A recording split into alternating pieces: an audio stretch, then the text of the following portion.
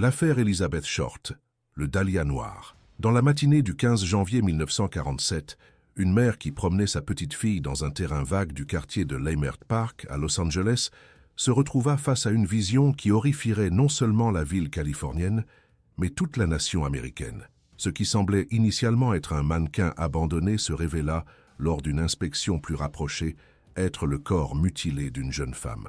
La brutalité du crime et la manière dont le corps avait été disposé transformeraient cet assassinat en l'une des affaires criminelles les plus célèbres et énigmatiques de l'histoire des États-Unis. La victime était Elizabeth Short, 22 ans, dont le nom serait éclipsé par le surnom que la presse sensationnaliste lui attribuerait bientôt, le dahlia noir. Elizabeth Short est née le 29 juillet 1924 dans le quartier de Hyde Park, à Boston, Massachusetts, fille de Cleo Alvin Short Jr. et Phoebe May Sawyer.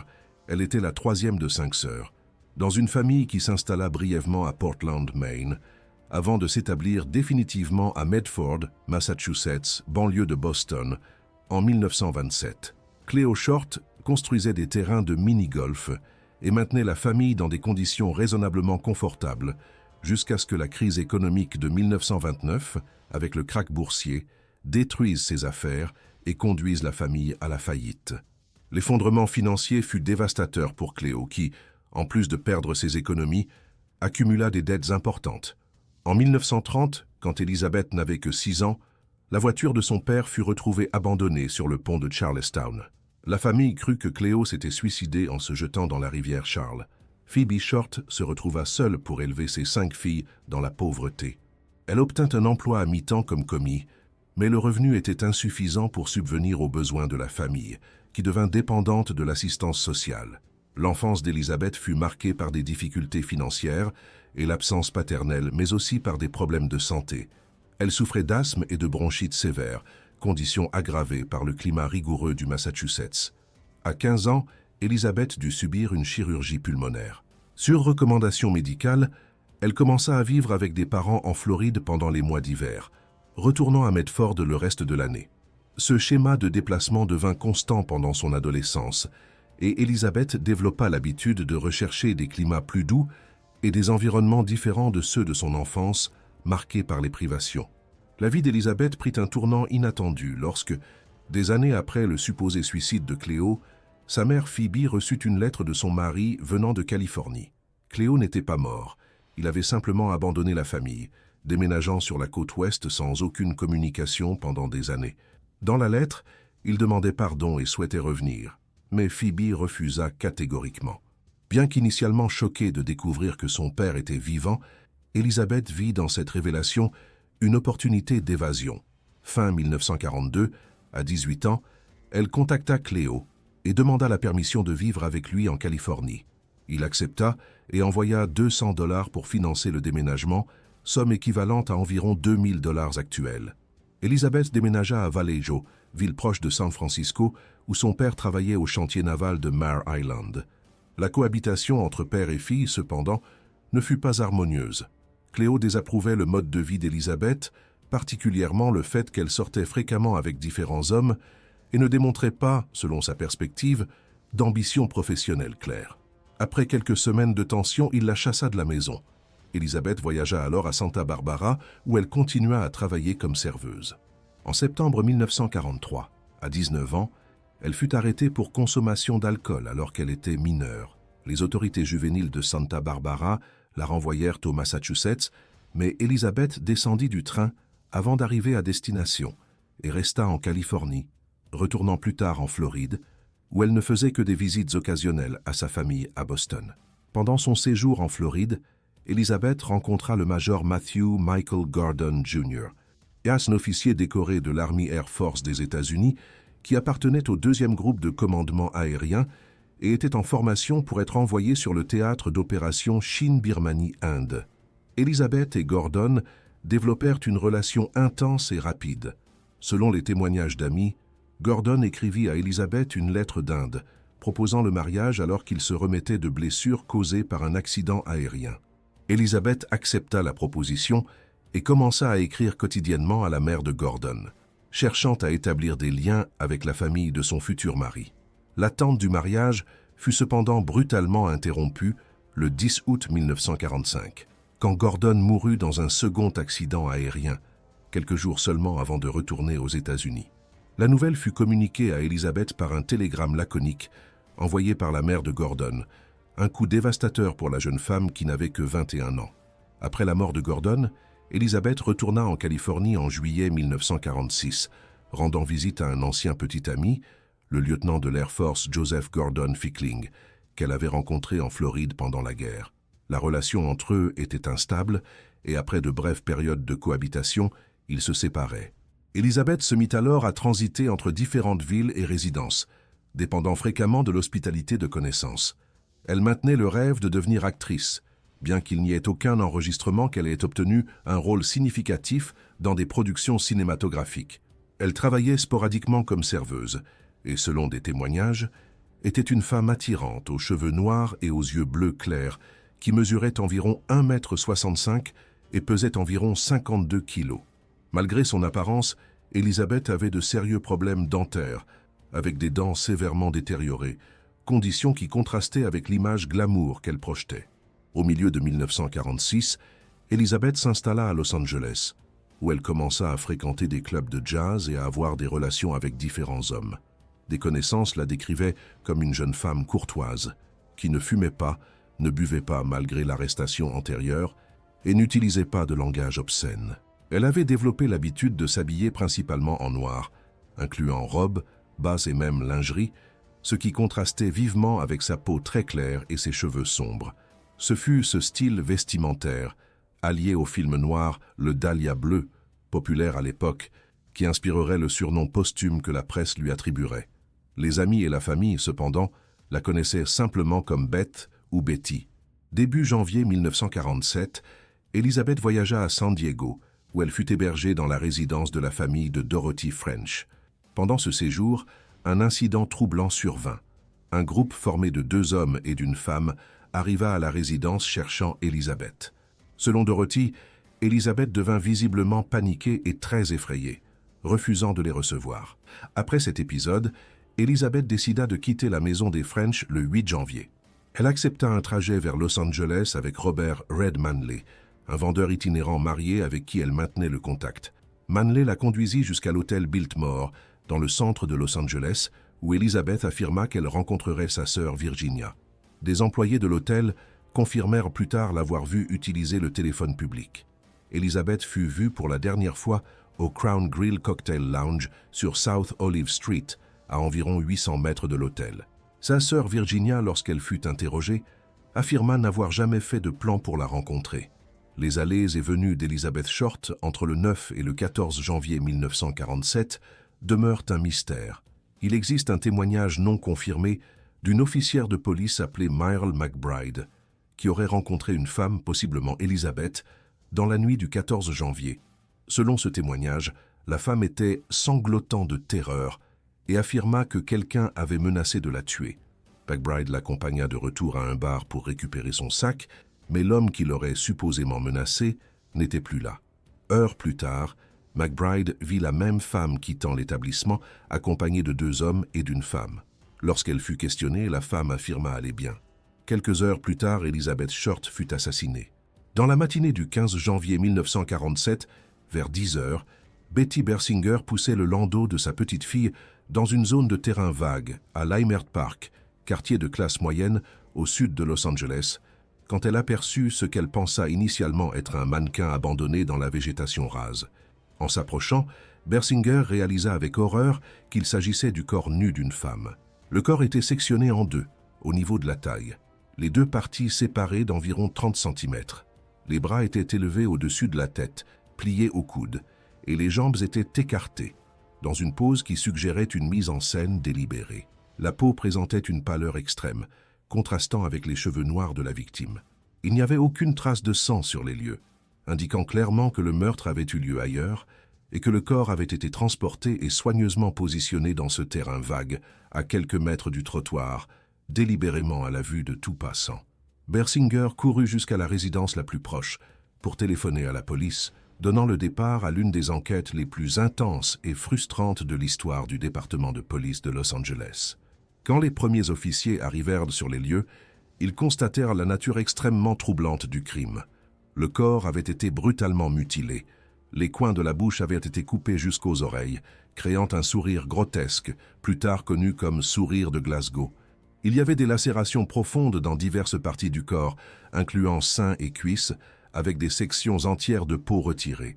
Le corps était complètement propre, apparemment lavé à l'eau et, comme on le découvrirait plus tard, frotté avec de l'essence, éliminant toute preuve médico-légale qui aurait pu subsister. Près du corps, les enquêteurs trouvèrent une marque de talon et un sac de ciment avec des traces de sang, suggérant qu'il avait été utilisé pour transporter le cadavre. L'autopsie, conduite par le médecin légiste du comté de Los Angeles, révéla des détails encore plus troublants. Elizabeth Short était morte d'hémorragie cérébrale et de choc, causés par des coups répétés à la tête et au visage. Les mutilations, incluant la bisection du corps au niveau de la taille, furent réalisées post-mortem.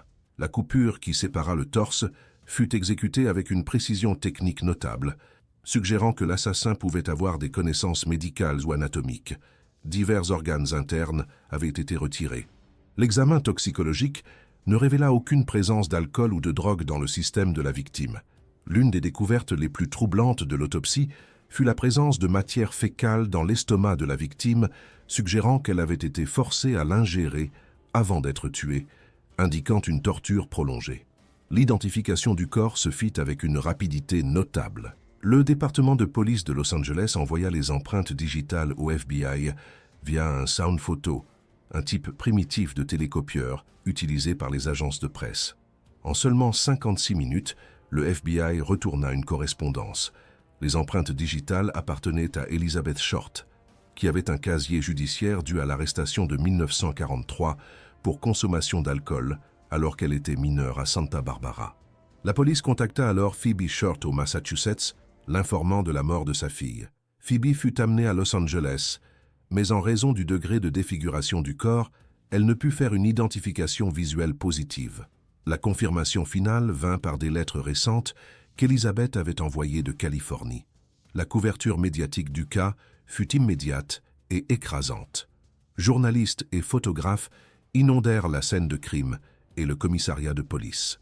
Un éditeur du Los Angeles Examiner suggéra le surnom Dahlia Noir pour la victime, une référence tant au film noir Le Dahlia bleu, sorti en 1946, qu'à la supposée préférence d'Elizabeth pour les vêtements noirs. Le nom captura l'imagination du public et resterait associé au cas des décennies plus tard. Pendant 35 jours consécutifs, l'assassinat domina les manchettes des journaux de Los Angeles.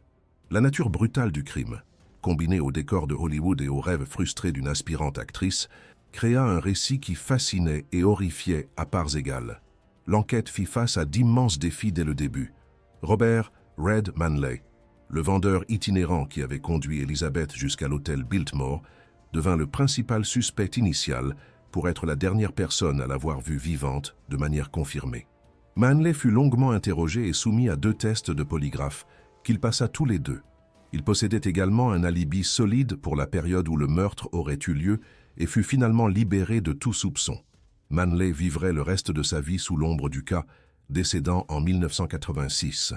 Le 24 janvier 1947, 9 jours après la découverte du corps, les inspecteurs postaux interceptèrent une enveloppe suspecte adressée au Los Angeles Examiner et à d'autres journaux de la ville.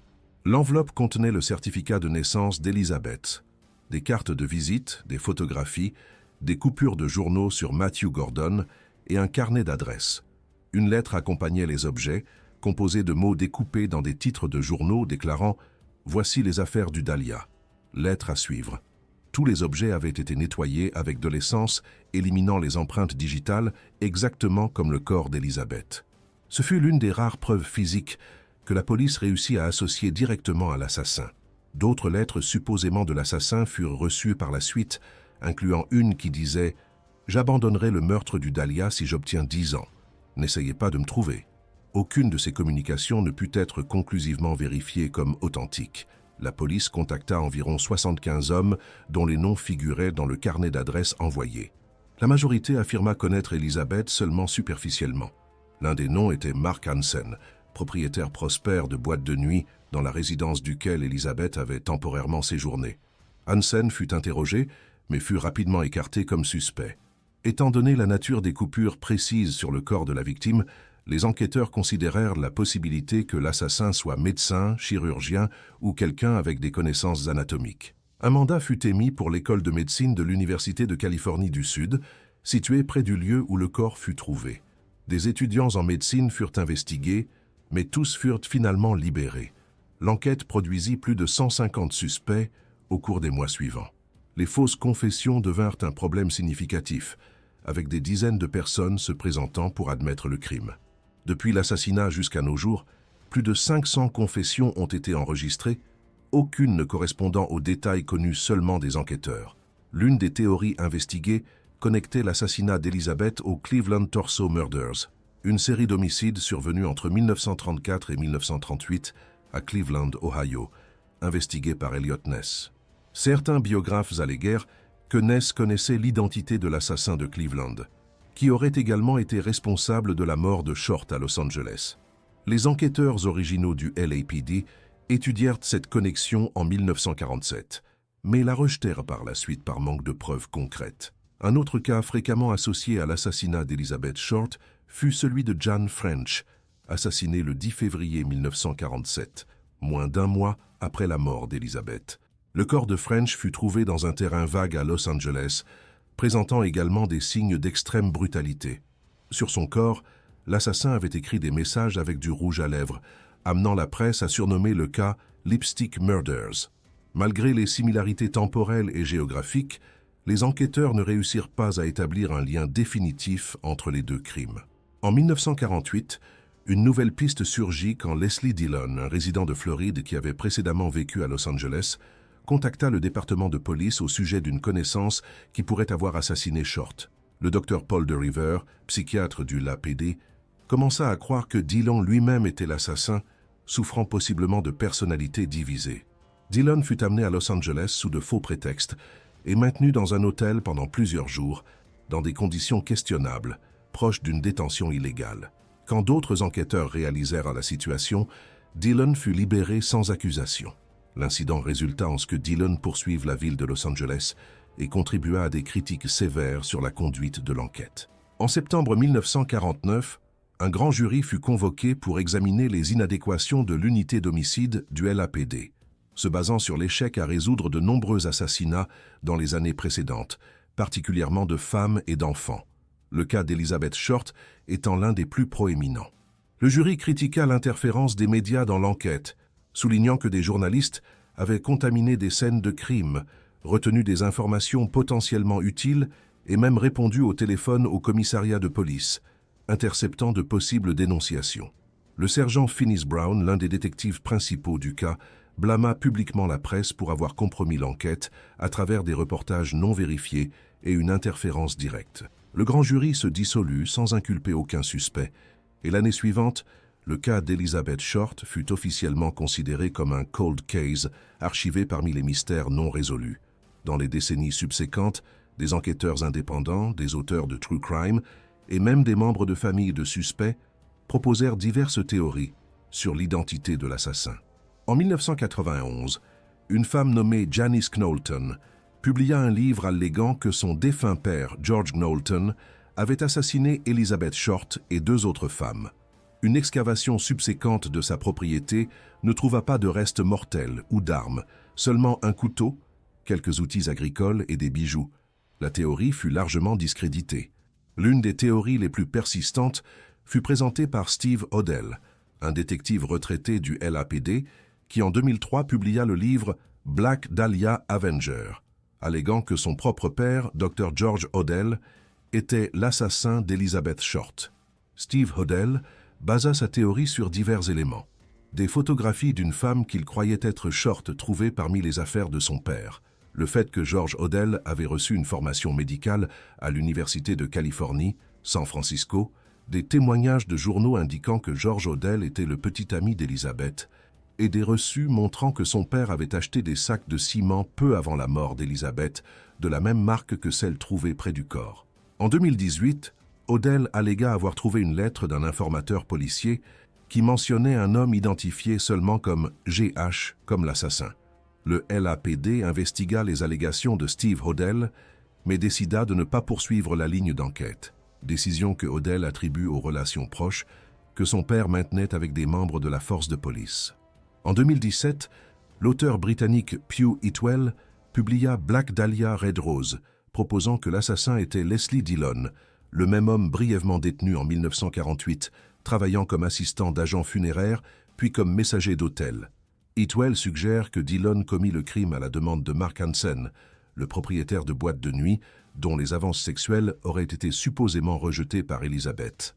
Selon la théorie d'Itwell, le crime survint à l'Astor Motel, où le propriétaire aurait trouvé l'une de ses chambres couverte de sang et de matière fécale le jour suivant l'assassinat, mais opta pour nettoyer la scène au lieu de rapporter à la police, craignant des problèmes dus à un historique propre de violence domestique. Aucune de ces théories ne fut prouvée, et avec le passage des années, pratiquement tous ceux directement impliqués dans le cas original sont décédés. Cleo Short, le père d'Elizabeth, refusa d'identifier le corps de sa fille à la morgue, laissant cette tâche douloureuse à Phoebe. Il ne vint pas non plus aux funérailles d'Elizabeth, tenues à Oakland, Californie, où elle fut enterrée au Mountain View Cemetery. Le corps fut enterré le 17 janvier 1947, seulement 2 jours après sa découverte, dans une cérémonie simple financée par des donations publiques. Phoebe Short vécut jusqu'en 1992, décédant à 94 ans sans jamais avoir obtenu de réponse sur l'assassinat de sa fille. L'impact du cas Elizabeth Short s'étendit bien au-delà de l'enquête criminelle immédiate. L'assassinat du Dahlia Noir devint l'un des premiers grands cas d'homicide hautement médiatisés de la période d'après-guerre, contribuant significativement à l'histoire de la criminologie et de la couverture médiatique de crimes aux États-Unis. Le cas établit des précédents préoccupants sur la manière dont la presse pouvait interférer dans les enquêtes criminelles, mais démontra également le pouvoir des médias à maintenir des affaires non résolues dans la conscience publique pendant des décennies. Le sensationnalisme avec lequel le cas fut traité souleva d'importantes questions éthiques sur la couverture journalistique de crimes violents et le respect des victimes. Elizabeth Short fut fréquemment dépeinte d'une manière qui mélangeait faits avec spéculations infondées sur sa vie personnelle, incluant de fausses rumeurs sur la prostitution qui furent plus tard réfutées par l'enquête officielle. La façon dont les médias transformèrent une jeune femme assassinée en objet de curiosité morbide reflète les dynamiques problématiques de genre, classe et pouvoir qui imprégnaient la société américaine de l'époque. L'héritage culturel du cas est vaste et multifacette. Le surnom Dahlia Noir transcenda le crime réel, devenant un symbole dans la culture populaire. En 1987, l'auteur James L. Roy, dont la propre mère avait été assassinée dans des circonstances non résolues en 1958, publia The Black Dahlia, un roman noir fictif basé sur le cas, qui fut plus tard adapté au cinéma en 2006 par le réalisateur Brian De Palma. Le livre True Confessions de John Gregory Dunne, publié en 1977 et également adapté au cinéma, fut vaguement inspiré de l'assassinat de Short. De nombreux documentaires, podcasts de true crime, séries télévisées et œuvres de non-fiction explorèrent le cas au cours des décennies, chacun offrant de nouvelles théories ou perspectives sur le mystère non résolu. Du point de vue institutionnel, le cas du Dahlia Noir exposa des déficiences significatives dans les procédures d'enquête criminelle de l'époque. La contamination de scènes de crime, le manque de protocoles standardisés pour la préservation de preuves, l'interférence externe de journalistes et la coordination inadéquate entre différents départements contribuèrent à l'échec de résoudre le crime. Ces leçons influencèrent le développement de pratiques médico-légales et d'enquêtes plus rigoureuses dans les décennies suivantes. Le cas fut également cité comme justification pour le durcissement de lois en Californie relative à l'enregistrement de délinquants sexuels et au traitement de crimes violents. Les archives officielles du cas du Dahlia Noir demeurent parmi les plus volumineuses de l'histoire du LAPD, avec des milliers de pages de rapports, témoignages et analyses accumulées sur plus de 7 décennies. Beaucoup de documents restent scellés dans les coffres du département, alimentant des spéculations sur des informations non révélées qui pourraient pointer vers l'identité de l'assassin ou expliquer pourquoi certaines lignes d'enquête furent abandonnées. Le FBI maintient également des archives étendues sur